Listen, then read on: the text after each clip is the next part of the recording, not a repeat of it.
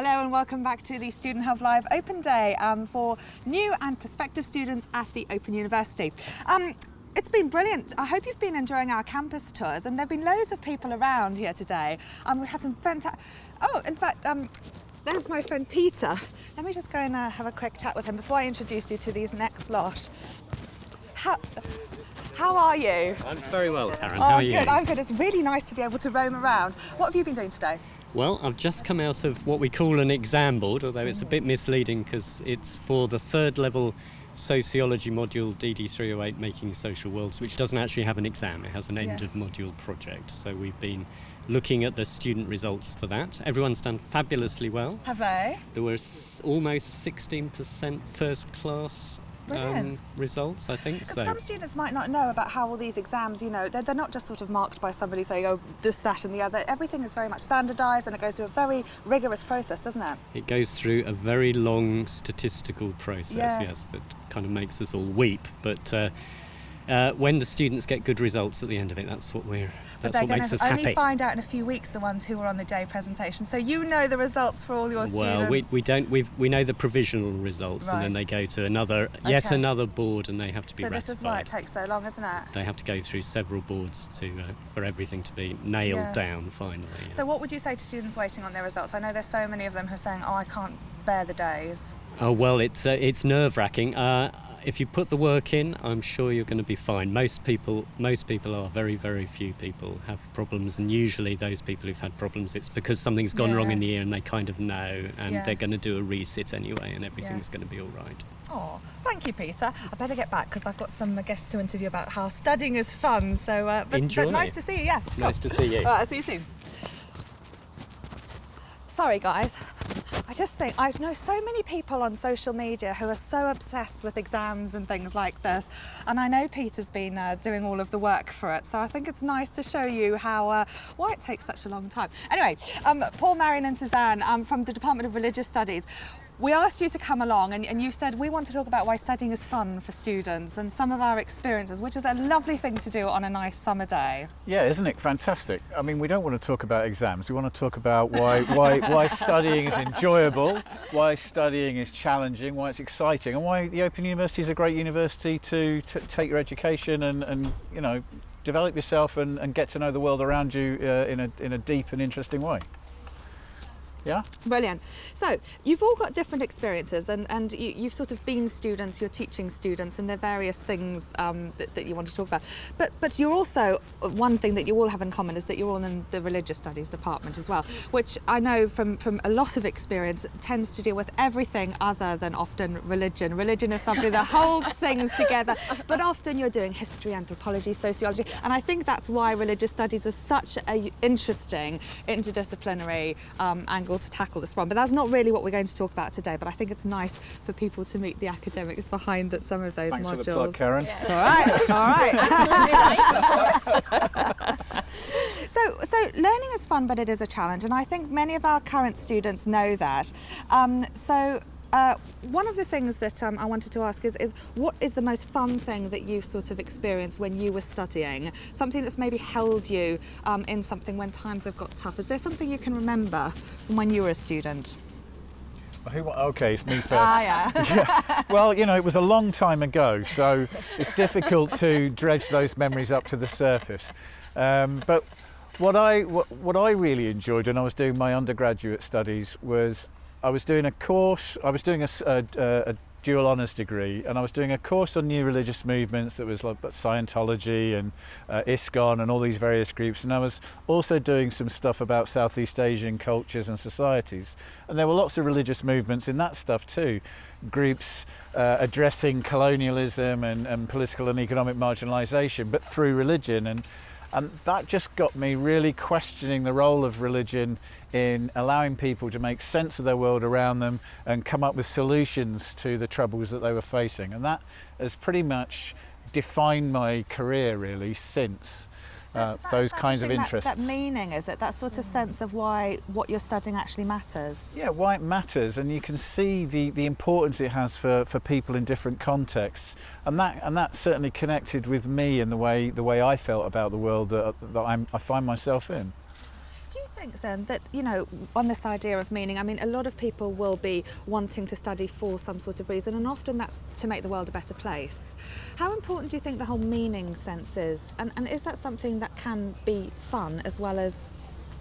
Absolutely. I mean, I think one of the joys of working for the Open University is the number of times I've met someone on a bus or a train and say, I work for the Open University, and they say, the Open University changed my life. And you think, that's what we're here for. But it's so good to get that confirmed. People have done all sorts of different subjects and so on, but nevertheless, it was just seeing the world in a different way, being able to have different perspectives on things had opened up whole new worlds for them, literally in everyday life, how they see the world. And I think that's one of the things that we're passionate about is, you know, you study, but you get a different perspective on the tiniest thing in everyday life to understanding maybe the big issues in the news or whatever, even better. And that's why we're passionate about it. Well, I know Matt and Georgina from Social Sciences, they often say that as soon as you start studying with the OU, you can never read a newspaper in the same way. Suddenly everything starts changing, and the way you start making meanings and interpreting the world sort of takes on a different, place, even from day one. Yeah. Suzanne? Well, I mean, following up from Marion, the big questions for me are like, how could someone believe that? Why are they doing that? And what really inspired me is looking around you and looking at the strange things that there are in the world and having an interest in what's going on here. And one of my first loves as an undergraduate was I grew up in America, and we went on road trips, and there was this 40-foot tall cement Garden of Eden with a cement labour crucified. And this was the kind of the focus of my first research project, and I discovered actually Kansas was this hotbed of populism and radicalism and socialism in the late 19th century, and it was all intertwined with religious belief. And what I think is so fascinating about studying religion is it's not just studying the main religions. It's about looking at why do people believe what they believe in the widest sense of the word. And I think And our new courses are designed to make you think about what does religion mean for you? What do you see in your communities that might be associated with religion, and why do we do what we do? This is a really interesting point, because sometimes you can sort of have these questions. You get these different ways of interpreting material. So you're going off and you're on a walk or taking the kids to school or whatever, and you're starting to think about things differently. And this is the sort of unplanned learning that doesn't appear as a 20-minute activity in your study planner, but it's often the most profound. Yeah, I think that's right. You referenced Georgina and how a newspaper's never the same again. I think that's exactly what happens. It changes the way you're engaging in an everyday way with what's around you. So you read something in the newspaper, a story about contemporary affairs, and the meaning that has for you shifts, and your understanding is deeper and more, I think, satisfying as a result. And it changes the way that you're able to engage with the people around you, your family, your friends, and also your peers, your students, your co-students. So how do you think people find the time then? I mean, if this is something that's sort of very, very good but not planned for, what's the best way of doing it? I mean, I actually find talking to somebody who doesn't know my subject area, and I might say, oh, I've read this, and then they'll say, what did it say? And then I'm like, and then I might remember that I've forgotten half of it. And sometimes being able to talk and articulate things is really useful. And that can also be sometimes a challenge in a distance environment, because you don't see everybody. You can't just nab your tutor and walk down and say, you know, by the way. So is there anything there about sort of how people might process things, or advice you might give people about how they can sort of mull these things over to develop that learning, and I guess then make the connections about where, you know, things matter to them? I think it's always really personal. A lot of my students talk about having their conversations over the dinner table and with their teenage children, and what do these subjects mean in their personal lives. I think you've just got to bring it into your own life. And I think that's one of the things that people gain from learning, is that you start off thinking, I'm going to study this module, but actually, and you do that in a sort of quasi-formal way, but it is the overspill that I think often does take people by surprise, but a delightful surprise, because it's not just that your knowledge doesn't stay in this little box. You can apply it to just the material culture you see walking down the road, or what's in shops, or what's in the newspapers, or what you're seeing on television. And I think that's often the delightful surprise coming out of learning, is you start with this formal module and you spend a lot of time thinking what you're going to study, but it's the overflow, because it's that learning to see the world in a different way. There's a religious studies scholar, Ninian Smart, who said, you know, you've got the hang of it when the familiar seems strange and the strange seems familiar. And that's it, it's learning to look at things through new eyes, really. Yeah. I think the world becomes richer as a result of this, and the OU students, they do have lots of, you have lots of opportunities to learn with other students, and learning is about other people. You learn together as part of a community, and that's the really important aspect to take away, I think. You mentioned the sort of way that you might pick up on things, and in psychology we talk about often, procedural and declarative memory and the sort of distinction between things. And sometimes I think there's this real sort of sense of hierarchy with students with, I've got the books, I've got this theory, I've got the this, the that and the other. But actually then when you end up in the pub trying to have an argument with somebody and you think, where's the evidence? What are you evaluating that on? Is that really fair to say that that's going to support that claim, or is it just something that you're using because you're shoehorning it into something? How might people start practicing, especially over the summer when they're maybe starting to think about studying, about sort of using evidence? And I know the library team are coming to talk to us a little bit later, and they often do things on how to spot fake news and various sort of ways that you can do things. Any sorts of things you think students might sort of usefully think about in terms of practicing some of those ways of doing things, maybe if they're current students? Well, a big thing actually in our A332 module is the idea of trust. And the whole idea of fake news is built around this sense that there's been a breakdown of trust in certain media sources. And of course recently there's that Trump CNN GIF type thing that's been doing the rounds on Twitter. And that perfectly encapsulates this sense that there's been breakdown of trust. So I think the key skill that you learn as a student, I think, is to be able to articulate an argument that's based in evidence. And the important point about evidence is it's something someone else can go and check and see that, oh yes, I can verify that particular claim about climate change or whatever it happens to be. And it's that ability to track evidence, verify that it's based on sound scientific sources, sound reasoning. That's the kind of evidence that we want people to use and develop skills in applying to different kinds of scenarios. I mean, a phrase we often use is learning to be discerning. Yes. So track back your sources, because all sources aren't the same. And that sounds so obvious, but it is that learning discernment about where you're getting your information from is actually a very key skill. All right, well, tell me this then, because you all I know have been writing a lot of module materials, beautifully presented in these lovely books, and students will be highlighting these in weeks to come. Yes. And they'll be thinking, this is true because Paul said it. So how do you recommend students sort of start thinking critically about some of the stuff that looks very sensible, that is in a book, that is sort of presented there? Because we want to sort of think about, the extent to which that, I guess, is going to be able to justify a claim, etc. Would you say then that they should start to think a little bit critically about some of the books and the module material and what really is trying to be said? Because everyone's got a voice, everyone is subjective at the end of the day.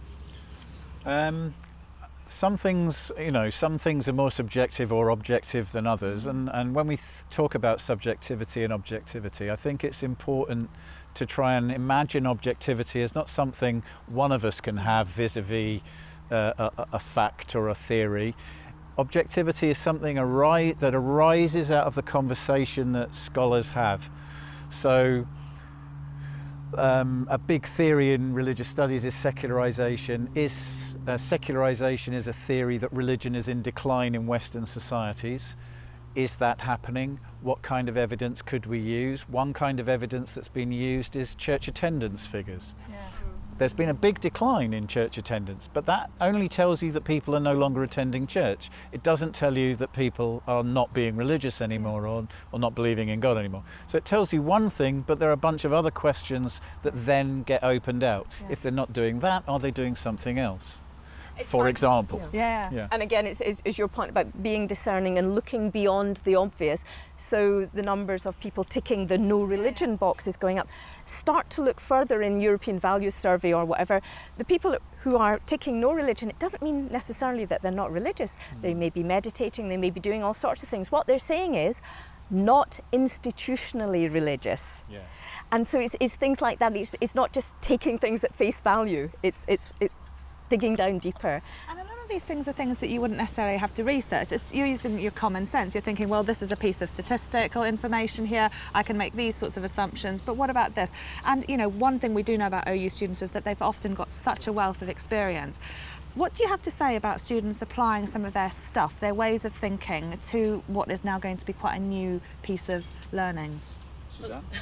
They absolutely should. Your feelings and your insight are your first point of call in terms of engaging with the material, and so you've got to find what interests you. You've got to draw on your past experiences, and then it's about learning how to balance that with evidence and research. So you might have an intuition that something's not quite right about what that person's saying, and then what we hope to do as academics and as your tutors is to lead you into a way to articulate and research your intuition to see if that is the case or if it's not the case, and to build a strong argument to support what you believe is true. Okay, so this takes us on to the sort of second, but we need to wrap up very soon, part of this, which is we were talking about learning as fun, and I think we sort of talked about that, and we talked about the ways in which you might be able to do that in a fun way. But you also wanted to talk, Paul, about it being a challenge. So, we can see quite clearly how some of these things might be a challenge, especially as you're learning both new skills and new knowledge and combining the two together and sort of applying your, what sort of wealth of experience you bring to the situation in the first place. What would you say students should look out for in terms of challenges? Often, when I posed this to you, this idea, the thing I was thinking of was in my own research. I'd formed this research proposal to go to a particular site in the Philippines to do my PhD research, and that research was, in the Philippines, Catholic country. I was interested in local religion. I hadn't thought about Protestant congregations.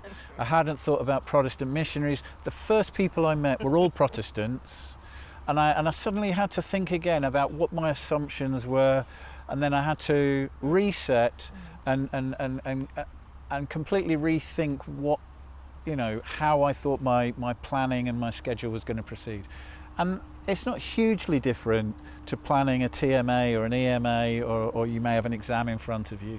You have to think carefully about the questions or problems that are in front of you, and make sure that you've covered as many bases as you can foresee, and so that you're well prepared for what lies ahead. And that's the challenge. Study's always throwing up things that you're not quite ready for. Challenging your assumptions, challenging your preparations. You've got to be ready. No, absolutely. And the one thing I think about OU students is that they're very resilient, and often sharing ways of supporting each other through those things that sort of, it's almost like you sort of start and then you think 6 years later, you sort of think that something's going to happen, but often you look back and you think, I don't believe I got through all of that. It's amazing what people do. Sophie, how's everything on the hot desk? I hear there's some lovely chat. Yeah, it's going really well. There's lots of little hints and tips and software, and everyone's sort of sharing their sort of things that help them get through, which is really nice. We had a really nice comment from Jane earlier as well, saying that the more I watch this and listen, the more I think I have made the right choice to start studying with the OU. So it's been really nice. Everyone's been really helpful. It's a good way of, this is how the forum should be in the modules as well. So everyone's sharing tips, and you're not in it on your own. There's a big group of you out there, so you've got this. Oh, brilliant. And don't forget, we've got lots of events coming up to support you in your start for September. If you go onto the Student Hub website, there's a Count Me In button, and you can subscribe to our email list, and then we'll let you know when there are other events coming up. So do keep an eye out for those, because we're going to do lots of important things on getting prepared for module start, possibly inside when the weather's a bit less wonderful for us. Okay, so we need to wrap up now, guys. What one piece of advice can I ask you would you want to give our new students who are very excited about their studying? Hold the enthusiasm. Keep loving it even when it gets a bit tough, because you're going to go through it and come out the other side, and you will benefit from it, and it will change your life. Wonderful. Absolutely. Yeah, and come and look at religious studies, because Yeah, there we've is got that. loads to offer. Actually, you do, to be fair. You've got some brilliant stuff. Supplement your learning. I mean, I know that people are sort of really keen to start, but Open Learn's got so much stuff on it. Yeah. You've got a lovely series of, Yeah. of various, you know, spaces and things. So make sure you check out Open Learn. There are also loads and loads of MOOCs on Future Learn that you can connect with. So do make sure that you're you know, keeping your enthusiasm going for the areas that you love by doing that. Suzanne, what would your tip be? I don't know. It's hard to improve upon Marion's comments. Well, hers was quite profound, to be fair, and I think unbeatable. I think just practice thinking critically, thinking about reading the newspaper and how are they making these claims, what's the basis on their making it, and what am I curious about in the world. Think about everything as there's more to be known here. Brilliant. Well, thank you all very much for coming along. I hope you'll come back in September when we're getting prepared to start studying in a fun but slightly more serious way. Thank you very much. Right, we're going to have a short break now, and we're going to have another of our videos of our tour around campus. We're going to have a look at the Jenny Lee building, which is that one just over there, and then we're going to hear about the online library with Helen Clough. So we'll see you in a minute.